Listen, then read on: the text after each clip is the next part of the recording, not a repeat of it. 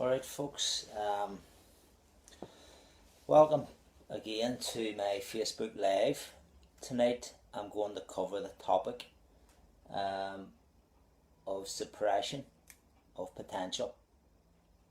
So I'm going to cover some points that we can all relate to or have related to in the past, and it's certain aspects and certain times in our life when we have suppressed our own potential, or maybe you're witnessing this in your children at the moment, or even with a partner. So it goes right back to school. You know, some people have great potential to do well in school, but yet when it comes to exams, they seem to fall down on the day. They can take this on to university, and again, picking careers. A lot of people pick careers they find that are beneath them or too easy for them. And I would be told on a regular basis by school teachers and even at universities that people, students there's no belief in their own ability. And everybody else can see it. So they can take this on to performing arts. As you know, I work around the world with a lot of top dancers in the world and a lot of top musicians, and I've even worked with students of drama. A lot of skills that I don't practice myself, but I use the same strategy as I would with students or even in business. I'm a member of the 3 to 5 business club. A friend of mine runs it. I've been going for 15 years, and a lot of the stresses in business are people not having their strategies or their processes and following these processes.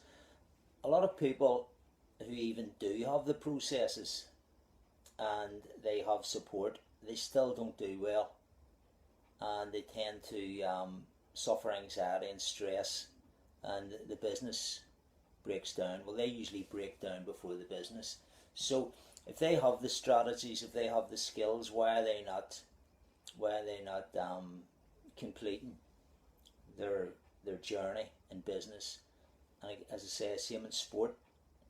We hear all the time of young boys getting trials for Premiership football teams, and I'm sure it's the same in the States for basketball teams, ice hockey, and then when they're sent away, they come home, they don't perform when they're away, and they buckle under pressure. So it all comes down to how you feel. The quality of your performance is the quality of how you feel when you are actually performing. And this is why I can go in and this is take a lot. I've been doing it 18 years. I can take the top performers in the world and lift their performance on stage, because a lot of them, if they're having a bad day, I know they're feeling bad. Now the thing about feelings is, a lot of people, when you speak to them about feelings, it's like speaking to them about trying to control the wind.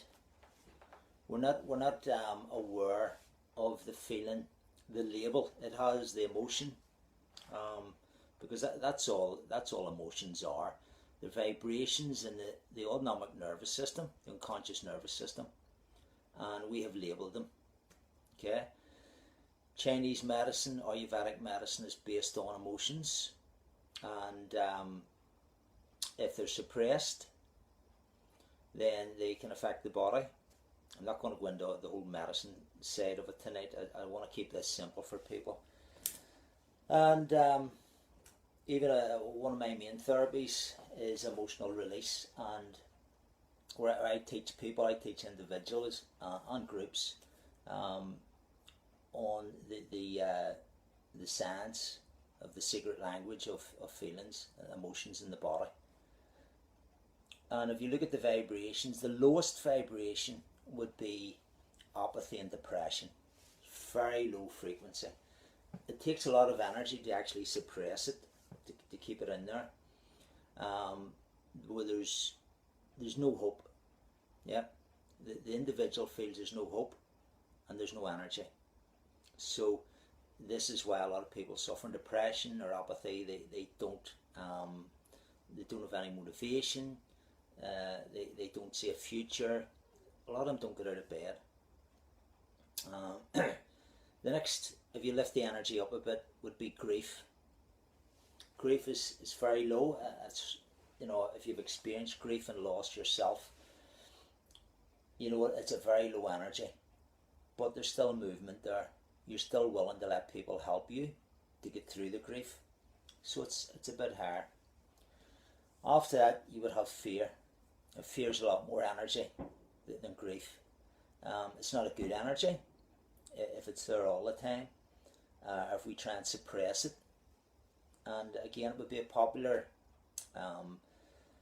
topic that a lot of people come to me for are fears. Fear of public speaking, fear of fear of success, fear of failure, fear of relationships. So many fears out there. Some are real, some aren't so real. Some are built by the individual. Then after fear, you have lust. Searching for something, trying to feed yourself something to change a feeling that you don't like, and you're never going to satisfy it. Yeah, it's like drugs. So after lust, you have anger. This is where the energy starts getting bigger. Anger, again, we brought up to suppress it, and we're told that it's bad, it's a negative energy. It's not. You get things done when you're angry. It's a fine balance. It's a double-edged sword. If it gets irrational, then you lost rational thinking. And I would say a lot of people in prison today, around the world, are there because they couldn't control their anger at just a flash, a sudden moment in their life, and they spend the rest of their life regretting it. So it's a powerful energy in the body, but it has to be controlled. Yep. And then after anger, we have pride. Okay, pride, it's a double-edged sword. You have to be proud of yourself for what you've achieved, but pride can again become very irrational. And some people and some theories would say that pride is actually a hidden fear. It covers fear, whereas a lot of people say they're too proud to do something, but underneath it they have a fear of actually feeling, and that's why they don't do it. Yeah. So there's some of the natural emotions, some of the natural vibrations. One of the unnatural, probably one of the strongest, and it's an unnatural emotion or a feeling, whatever you want to call it, is guilt. And it's something I come across a lot. And even some of the people who tell me that they feel really guilty, they've done nothing wrong, and they've been maybe abused all their life. They've been physically and mentally abused, but yet they feel guilty, as if they had something to do with it, as if they chose to go through with it. And guilt is an unnatural human emotion. It's taught to us. It's taught to control individuals. You have to have a conscience. If you've done something wrong, then you should know it's wrong and you learn from it. But guilt, beating yourself up and putting yourself down for years and years, is very, very dangerous. It can turn to an autoimmune disease, and an individual who's carrying a lot of guilt and making it really, really strong, it will suppress their immune system, and it will leave the body open to disease. So I say, if you've made mistakes, you learn from them and you move on. Okay, maybe teach others not to go down that road. But carrying the energy of guilt, it's a very deep, it's a very dark energy in the system, and it does you no good whatsoever. Yeah, I don't see the point in beating, torturing, punishing yourself, because on a sub level, on the unconscious mind, if the irrational mind believes that you're a bad person and that you deserve to suffer, you will suffer. You will suffer through sickness. You will suffer through emotional turmoil. It will do what it has to do to make you suffer. and you won't achieve anything. Doesn't matter if you've all the skills in the world, if you've all the support in the world. If your subconscious mind believes that you're a bad person and you don't deserve it, you will never reach it. And that's a fact. Okay? So these are the emotions, the vibrations, and they're constantly coming in and out all the time. A lot of us keep them in, which is bad. An emotion, yep, especially if it's a bad one, it's only supposed to be a visitor. It's not supposed to be a resident in the human system, because it suppresses. The low ones suppress your energy, suppress functions of organs through time, and they suppress your thought patterns. At our business meeting this morning, we were talking about famous business owners and entrepreneurs, and we'd mentioned the pattern. That a lot of people talk about the pattern, especially psychologists, and nobody questions it, that everything starts with a thought. Okay, and your thought leads to actions, and repetitive actions lead to habits, and your habit forms your life. Okay, it doesn't. The feeling comes first. The feeling comes before the thought. And this is why all you people out there with great potential to do things, to have a better life or better health, if you're not doing it, it's not the thought, it's the feeling comes first, and it tells you what to think. So if you take this right back to basics, if I'm feeling cold, what's the first thought I have? Put your coat on. If I'm feeling warm, what's the first thought I have? Put your, cool down, take it off, open the window. If I'm feeling excited or motivated, thought is, yes, let's move forward towards whatever it is that's making me feel that way. If I'm feeling the vibration of fear, that sends a thought, back off and be careful, don't move forward. So the feeling comes first. Yeah. So it's going to the origin. You have to be able to change how you feel, and that's all I do. And in a lot of cases, a lot of really bad cases, I don't have to go. I don't need to know how that originally installed itself in somebody's nervous system and why it's been planted there for most of their life. Too many therapists, if you come to them with a splinter in your finger, they want to know where you got the splinter, what type of wood it's made of, yeah, how long it's been there, and are you ready for me to pull it out? My theory is, you've got a splinter, I'll take it out. Okay, I don't care what type of wood it's made of. Yeah, and it's something we need to become experts at, and also it's pass on to our children. It's emotional intelligence. State changers. State changing is power. If you're not moving towards something, doesn't matter what it is. I don't care what it is. If you're not moving towards it, it's because the feeling's not there. The feeling's telling you you're not capable, or you don't deserve it, or something else is going to happen. There's a fear of failure, fear of other people's opinion. So once you change the feeling, you'll move forward, and you'll keep moving forward, and other things might come up, but once you know how to release that, you'll keep moving forward. Doesn't matter what it is. If it's a fear, if it's a phobia, anxiety, self-doubt, they're all just feelings. You see all over social media people putting up posters, motivational posters all the time. People doing motivational talks. Motivational talks, okay. Everybody's doing them there. TED Talk this, TED Talk that. Big deal. It's information, it's not transformation. There's no change in belief systems. There's no change in your reactions, your neuroassociation to feelings. So, keep it simple. Go directly to the cause of the suppression and replace it to something that's going to cause progression in your life. So that's it, folks.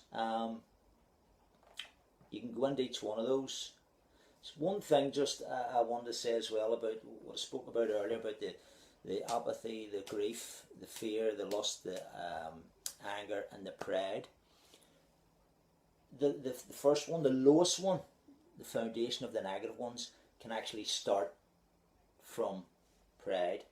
Not doing things because, letting on you're too proud to do this or do that. And that can start to build in you anger at yourself because you know you're capable or you want to do it, but you're hiding behind that pride. And that anger to change your state develops a lust, okay? A lust for certain things. It makes you feel good about yourself. You can lust after sweets, you can lust after alcohol, you can lust after drugs to change that bad feeling. And then that develops a fear if you can't get it, you can't get enough of it. And if that fear goes on, and turns to anxiety and that, then that turns to grief, to the loss, okay, the loss of the self, the loss of getting that hit from external things in your external environment. And then eventually that can lead to apathy and depression, the lowest, okay. So the highest vibrations that we can put into the system are courage, to be able to move forward through your fears and anxieties and step outside your comfort zone and go the extra mile. Yeah? And acceptance. The feeling of acceptance. If you accept yourself for who you are, where you are, and accept other people for who they are, and accept your world for the way it is. Yeah? And then, of course, the highest vibration of all is the feeling of inner peace and contentment. And we get small glimpses of that in our life. We don't feel it all the time. Sometimes you get it sitting on your favourite beach. Maybe you sit on a church or a mosque or a synagogue. Maybe you're just playing with children and you get that present moment, that feeling of inner peace. Yeah, it doesn't stay that long, but it's great when it comes. That's the highest vibration. And you can work away at that and meditate on it and bring it in for longer periods, and it's brilliant for your health. Yeah. And if you're going down, if some of you meditate and you're into different things, you want to get beyond the mind. You want to get out of this roller coaster of emotions and get into the emptiness, the void, which is another another talk altogether. Some of you may practice it, I don't know. But I just wanted to come on tonight. You're not broke and you don't need fixed. And either if you've got children who you know have potential and they're not moving towards it, it's just a feeling that's holding them back. It's an invisible wall. It's it's like somebody saying, I'm not going to go to university. Why? Because I'm cold. Yeah? I'm cold. That's a feeling. I'm not going to go to university because full of self-doubt. Self-doubt's a feeling cold. If you don't like the cold, put your coat on.